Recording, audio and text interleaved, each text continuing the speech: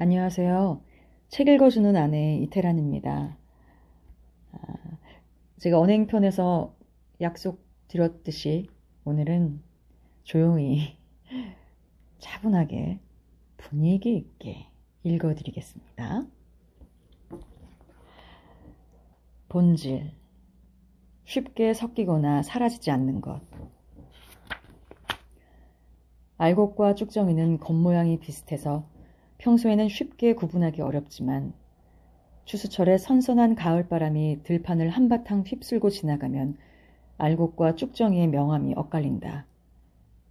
바람은 속이 빈 쭉정이를 날려버리지만 가을볕에 잘 여문 알곡은 들판에 그대로 남겨둔다. 그제야 들판의 혼돈은 정리된다. 이처럼 본질적인 것과 비본질적인 것은 잠시 한데 뒤엉켜 지낼 수는 있으나 언젠가는 서로 떨어지게 마련이다. 사람과 말의 본질도 매일반이다. 아무리 화려하게 포장하고 감추려 해도 본디부터 가지고 있는 성질은 언젠가 드러나고 만다. 본성과 본질, 진심 같은 것은 다른 것과 잘 뒤섞이지 않는다. 쉽게 으깨어지거나 사라지지 않는다. 진실한 것은 세월의 풍화와 침식을 견뎌낸다. 이러한 진리를 그대로 스크린에 옮긴 영화가 있다. 톰 후퍼 감독이 실화를 바탕으로 만든 킹스 스피치다. 이 영화가 실화를 바탕으로 만든 거였군요. 다시 봐야겠네요. 영화에는 심하게 말을 더듬는 왕 조지 6세가 등장한다. 어릴 적부터 말을 더듬은 조지 6세는 왕위를 물려받은 뒤에도 대중 앞에만 서면 지독한 긴장감에 사로잡혀 입을 떼지 못하고 머뭇거린다. 오므라진 입술을 겨우 벌려 목구멍에 쟁여진 단어를 힘겹게 뱉어보지만 말에 힘이 실리지 않으므로 연설 내용이 대중의 가슴까지 당도할 리 없다. 말에 대한 두려움을 마음속에서 밀쳐낼 만한 마땅한 방법을 찾지 못한 조지 6세는 결국 괴짜 언어학자 라이오넬 로그 박사를 찾아간다. 저요. 저도 이분 만나보고 싶어요. 라이오넬 로그 박사님. 그리고 쇠구슬을 입에 한가득 물고 바닥을 나뒹구는 등 험난한 치료 과정을 겪는다. 이렇게 되면 좀 고민해 봐야겠는데요. 쇠구슬을 입에 한가득 물고 바닥을 나뒹군 어때요? 네, 어쨌든 때는 바야흐로 히틀러가 유럽을 전쟁의 광풍으로 몰아넣던 시기. 조지 6세는 제2차 세계대전 참전 선포를 앞두고 라디오 연설에 나선다. 대국민 담화를 위해서다. 라이오넬은 바짝 긴장한 조지 6세를 다독이며 당부한다. 차분히 친구에게 말하듯 하세요.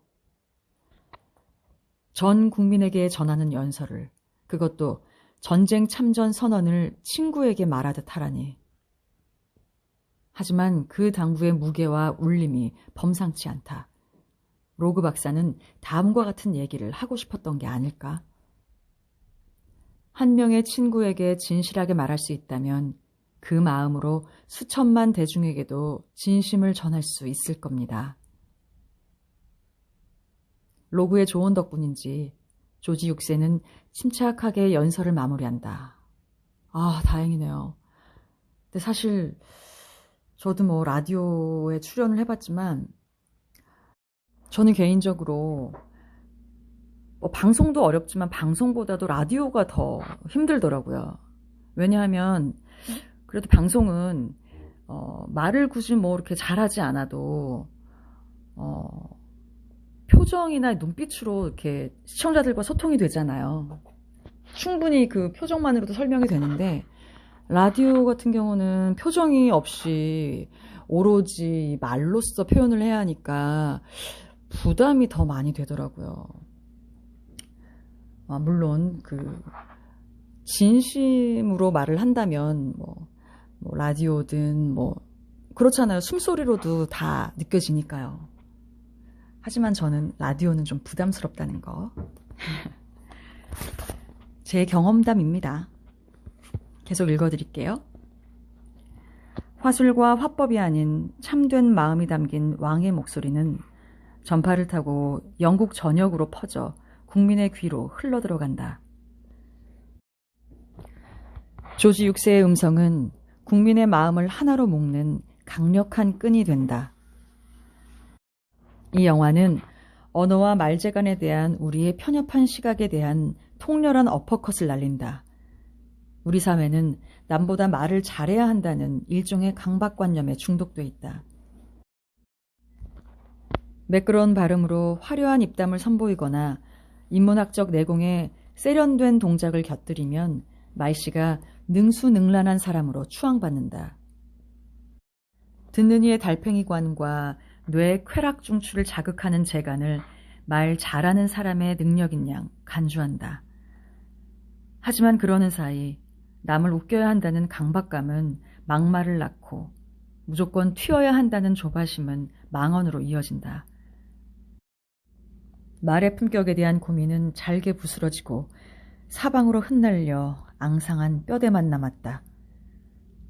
공자는 논어 위령공 편을 통해 사달이의라고 강조했다. 말과 문장은 뜻을 전달할 수 있으면 충분하다는 뜻이다.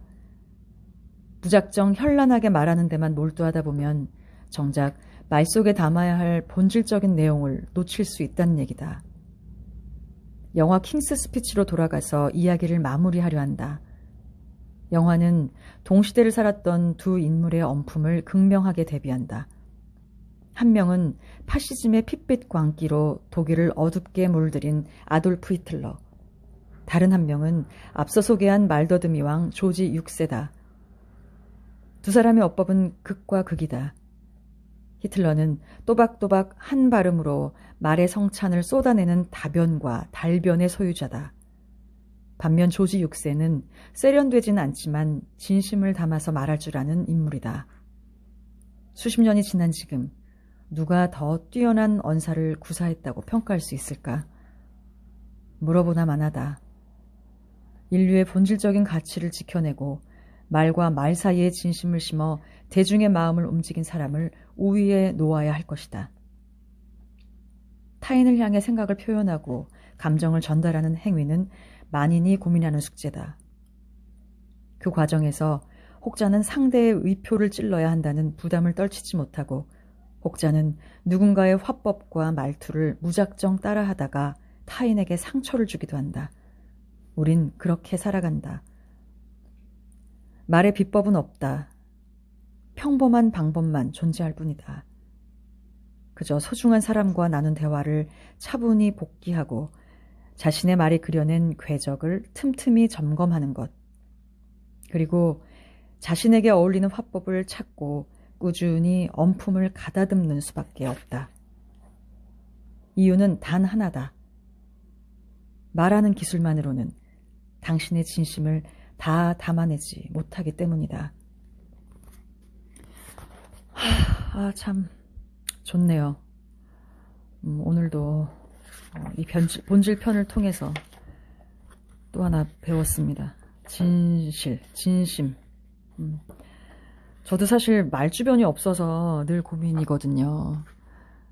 그래서 여러분들하고 뭐 이렇게 소통을 많이 하고 싶은데 그 말에 그 자신이 없어서 책을 읽기 시작한 거예요. 물론 뭐 첫 번째 의도는 남편한테 읽어주는 게 첫 번째 목적이었지만 이렇게 책을 읽어서라도 여러분들과 소통하고 싶었거든요. 제가 좀 부족하더라도 제 진심은 다 통했으리라 생각합니다. 제가 책을 읽는 사이 남편이 퇴근해서 집에 왔어요. 오늘은 열무국수를 해주려고요. 처음 하는 거지만 정성을 담아서 해주면 남편이 맛있게 먹어주겠죠? 벌써 저녁 시간입니다. 오늘도 말의 품격 본질 경청해주신 여러분 진심으로 감사드리고요. 식사 맛있게 하시고 가족분들과 행복한 시간 보내세요. 여러분, 안녕.